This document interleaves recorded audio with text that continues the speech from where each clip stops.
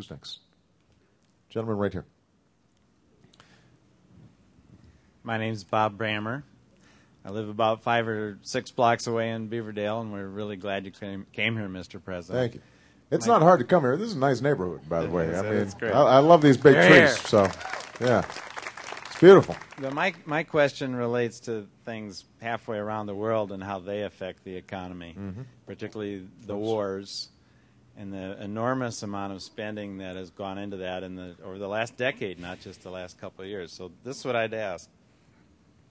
Those decade-long conflicts have had an enormous cost in terms of people killed and wounded, our men and women and other peoples who are killed, and they've had a gigantic cost in terms of money and resources and people diverted to the war. When can we look forward to reducing the huge spending on these wars, and is it possible that kind of funds could help us square up our budget and give us crucial resources to strengthen our economy right here at home? Well, I said at a speech I made at West Point talking about Afghanistan that I'm interested in nation building here at home. That's the nation I want to build more than anything else. As you know, because it was a big issue when I was campaigning here in Iowa, I was opposed to the war in Iraq from the start. I made a commitment that I would bring that war to a responsible end.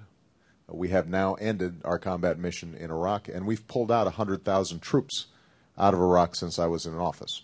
So that's a commitment we followed up on. Now, Afghanistan was a war that most people right after 9/11, I think, overwhelmingly understood was important and necessary. We had to go after those who had killed 3,000 Americans. We had to make sure that al-Qaeda did not have a safe haven inside Afghanistan to plan more attacks. And, you can speculate as to whether if we hadn't gone into Iraq, we had just stayed focused on Afghanistan, whether by now we would have created a stable situation and we would not have a significant presence there. But that's not what happened. So when I walked in, what we had was a situation in Afghanistan that had badly deteriorated over the course of 7 years, and where the Taliban was starting to take over half of the country again.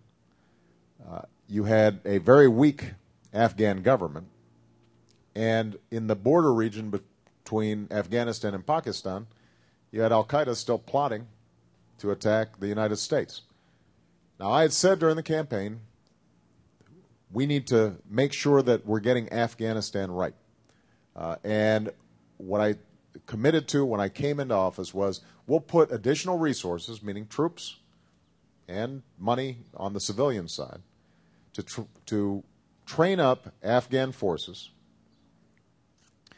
make sure that the Afghan government can provide basic services to its people. But what I also said is we're not going to do it in an open-ended way.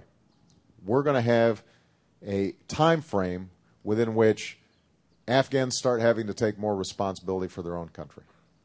And I said that on July of next year, we're going to begin a transition of shifting from U.S. troops to Afghan troops in many of these areas. Now, the situation there is very tough. Afghanistan is the second poorest country in the world. There are a lot of countries in the world. This is the second poorest. It has a 70% illiteracy rate. Afghanistan was much less developed than Iraq was. And it had no significant traditions of a strong central government that could provide services to its people, or a civil service, or just the basic infrastructure of a modern nation state. So we're not going to get it perfect there.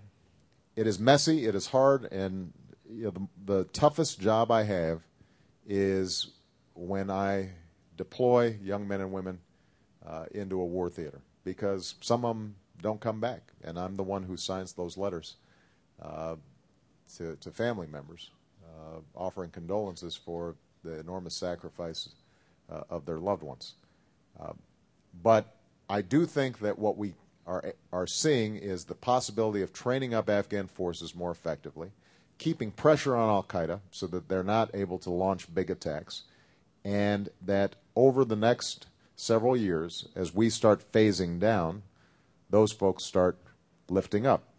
Here's the impact it'll have on our budget. There are going to be still some hangover costs from these two wars.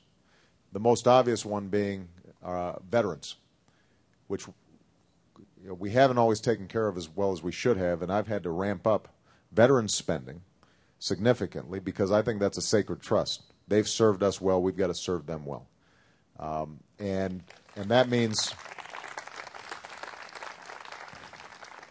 services for post-traumatic stress disorder, reducing backlogs in terms of them getting disability claims, help specifically for women veterans who are much more in the line of fire now than they'd ever been before.